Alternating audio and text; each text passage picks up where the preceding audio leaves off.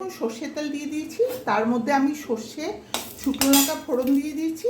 এবার তার মধ্যে আমি আমগুলো দিয়ে দেবো। আমগুলো ভাজা হয়ে যাবে। আর এই ডালের মধ্যে একটু মিষ্টি দিতে হবে। এই যে ডালটা হয়েছে,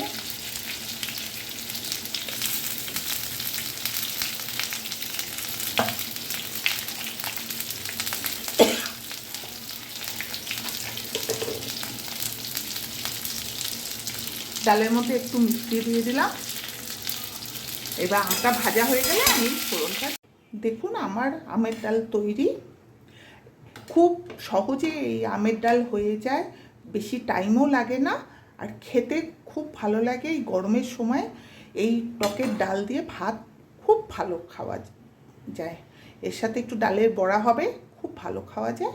আপনারাও বাড়িতে করবেন, করে দেখবেন, আর আমাকে কমেন্ট করে জানাবেন, আমাকে একটা সাবস্ক্রাইব করবেন। ধন্যবাদ, রাখি তাহলে।